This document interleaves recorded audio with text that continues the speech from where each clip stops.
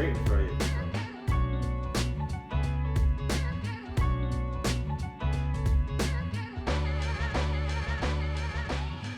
It's your boy Synx. Okay. And welcome to You're on the Mic with Synx, the podcast show. We got our first official guest tonight. Numero uno. Mr. Dean Rolle, Okay. real estate mogul. Mogul. I don't know if I'm mogul. I think I'm getting there. I don't know. Real estate mogul. Alright. We'll see how this age in about 5 years. We'll see how this age. So, man, tell people about yourself a little bit, man. Because I kind of gave him a little introduction the other week about how you made a career change out of nowhere. Okay. And out here winning. Okay, so as Fred said, my name is Dean Rolle. I'm a real estate agent with the Real Estate Group, based out of Chesapeake, Virginia. I'm also an energy consultant with Ion Solar, based out of Virginia Beach, Virginia. To kind of piggyback on what Fred said, I did make a career change in the middle of last year. Who the fuck is Fred? Yeah, who is that? Some nigga named Fred. I don't know that nigga. So I don't know who this guy is. okay, all right. So like this person over here said, I made a career change, and I made a career change in the middle of last year. I have a long history of criminal justice work. I used to be a juvenile probation officer for 3 years. I was a reentry case manager for 2 years, victim witness advocate for a year, and I woke up one day and I decided to go balls to the wall and go into self-employment work. And this year was my first year doing self-employment work full-time, a full year. And I sold 14 houses this year. Sold 14 this year, and in solar panel systems, I sold about a little over 40, like 45, something like that. So what's the average far as selling houses like for your realtors? What's the average? What you got to do to break even with that? What you mean, like as far as like, but you know, How many houses you got to sell to keep the lights on? well, it's really, you can't really answer the question like that, because for example, you could sell 10 $100,000 houses and sell $1 million house, and you just made the same thing, but the workload is different. You know what I'm saying? So it all goes off the value of the house that you sell.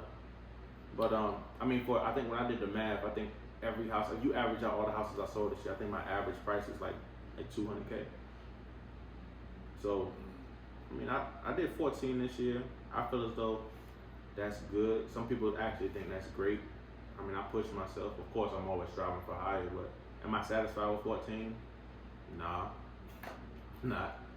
I'm just the type of person, I aim high. But 14 was my first year, so we just keep going from there. So what's the goal for next year? 14 this year. You gonna double it up? Yeah, I'm gonna have to get 30. That's my personal goal. Real estate mogul. People just throw words like mogul around like it's nothing.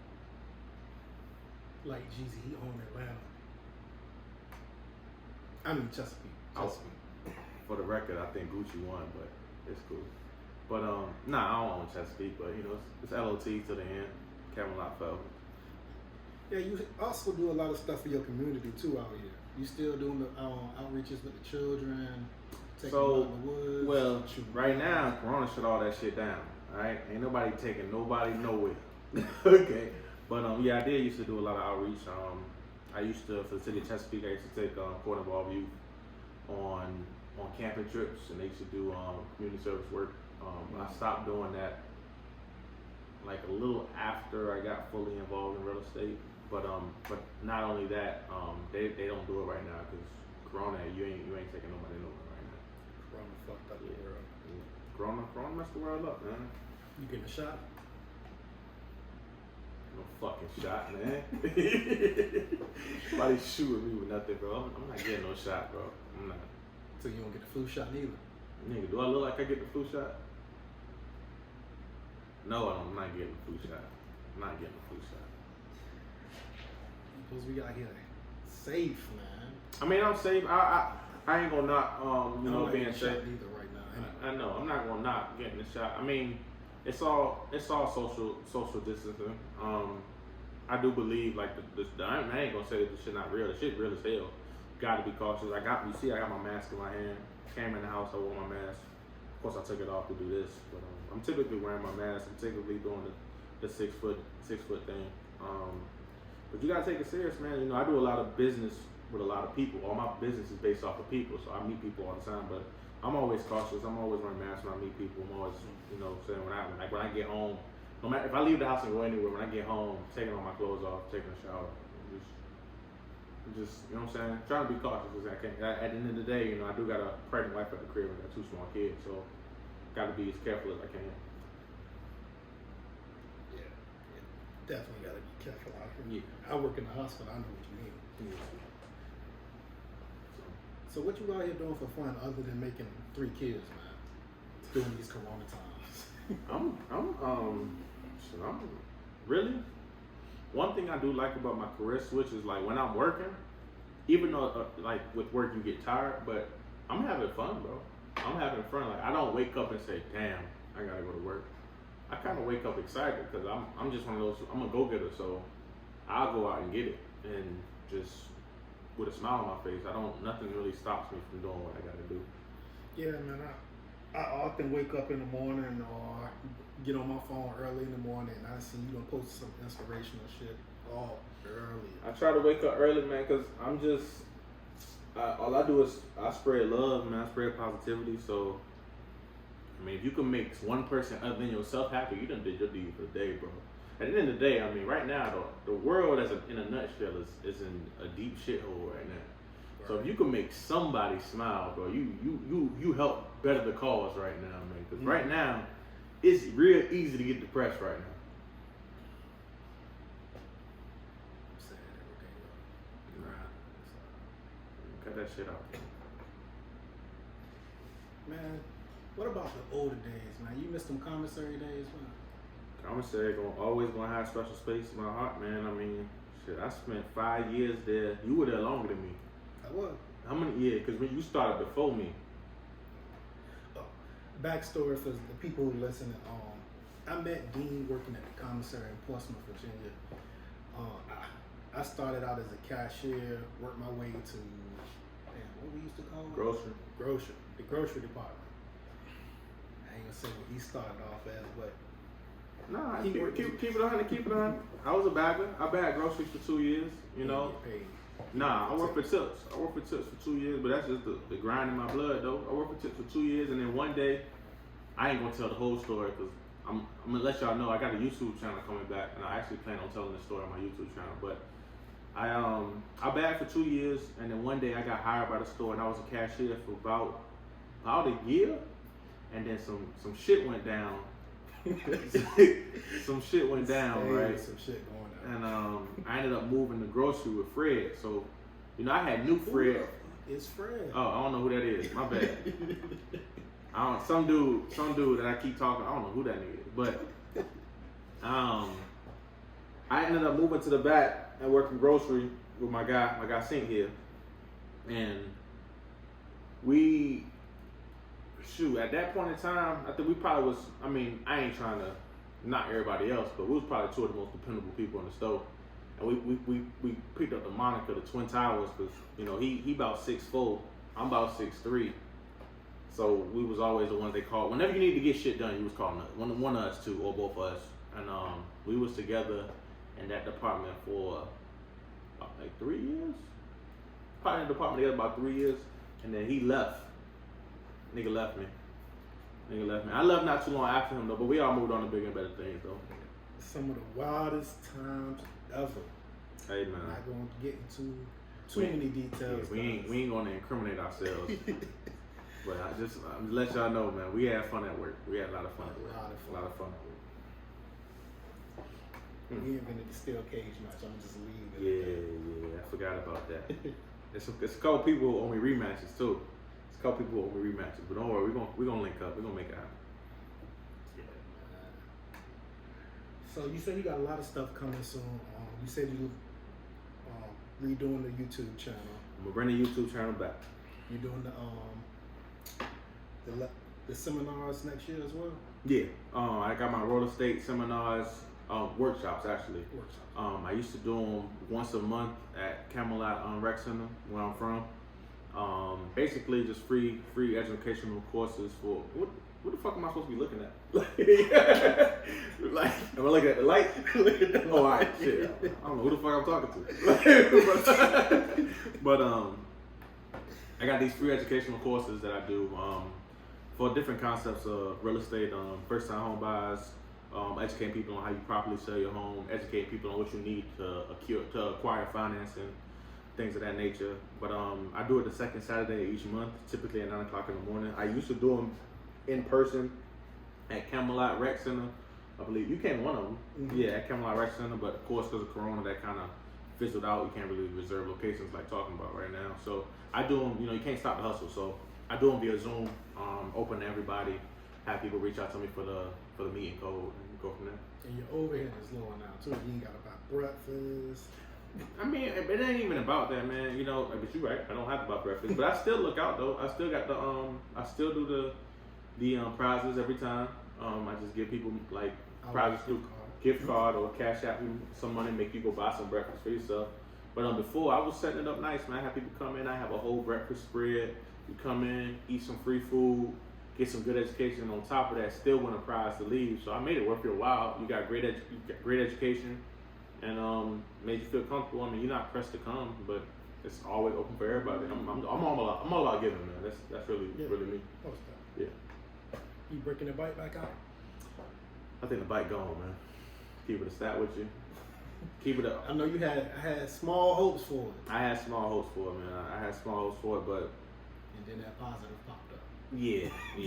When she hit me and told me the third time that she was pregnant, I said, yeah, I think the bike gone permanently, bro.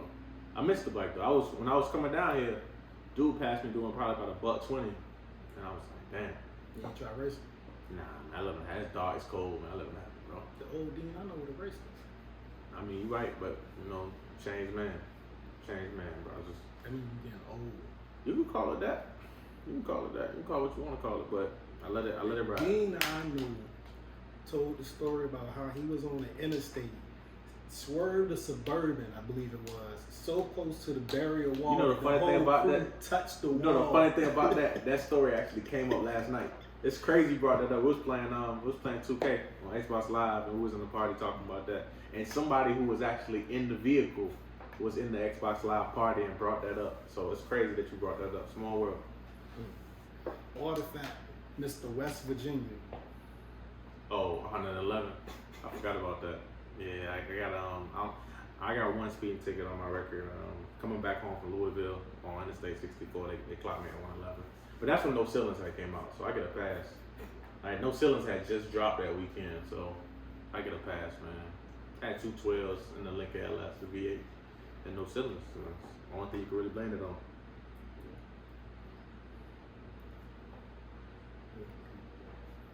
So tell us what you got here, man. What's this right here? These 2 of my books, man. Okay. 2 of my real books. Okay. I tell everybody that first book wasn't my real book. Okay. But these 2 right here, these 2 my babies. Okay. Yeah, man. What can you get these at? Get them on Amazon, everybody. Amazon. Shout yourself out. You can get these on Amazon or syncproductions.com, whichever your fancy is. Okay. But yeah, the Phoenix from the Ashes and the Phoenix Ascended. Book 1, book 2. Yeah, these right here has just been all improving my craft, man. Like, okay. I told the story on one podcast where that first book I wrote, that Vivid Dreams book. I remember that. I got that. I got Vivid Dreams. Yeah, garbage. I shopped it around. Well, not shopped it around. I let some people review it. And this one girl, man, on Instagram, she was like, yeah, I finished the book in about an hour. She was like, this shit's fucked. Yeah. Formatting wrong. I don't know who's talking. You say it's vivid, but it's basic. Damn. She hurt my feelings, bro. You remember her name? When people do you like that, you don't forget stuff like that. Oh yeah, I remember their name. Okay. I still follow on Instagram and everything. I mean, but she won't wrong though. Yeah, she keep it on the way. I mean, but you need that though to get better though. Yeah. You need that to get better. What happened with these? Okay. Did you send these to her? Hmm? Did you ask her to review these? I don't think I sent it out and she never responded. I think after that first one, she just like. Oh, her loss. But these getting reviews on Amazon from people I don't know. So how the reviews looking? they're looking good for the most part. That's cool. That's cool. I got more reviews for the first one, of course, because that's been out the longest. But the second one, Ascended, is doing well. A lot of people say that read this one said they prefer this one over that, and they can see the growth. So just about improving myself. Okay. You got any more planned? Like any more upcoming? Like any? Or do you? Well, let's ask this: are you working on another one right now? It's a part 3, but I'm not working on part 3 right now. I'm working on another book called Power Circle. Okay. Which is basically based off the song by MMG. Okay. I was telling everybody it was going to be out this month. I lied. Okay.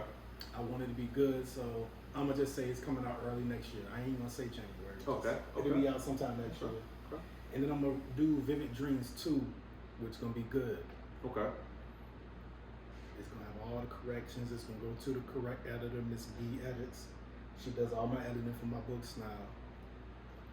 So it's going to be legit. Yeah, man, I'm out here. That's why you didn't read my other books, man, because you read the first one like, this nigga is garbage. Nah. It ain't even like that. It ain't even like that, man. You know me, I'm out here. I made a promise to the old lady earlier this year, man. I told her, stay home with the kids, and I was gonna take care of all the bills. So that's a real tough promise to make. So really, I'm on go. I live my life on go. I'm surprised you had time to do a show. And before I came here, I showed the house, and I had a solo appointment before I came here. So I was just trying to make everything work. But I mean, I'm one of the people. I give you my word, I'm coming. You know what I'm saying?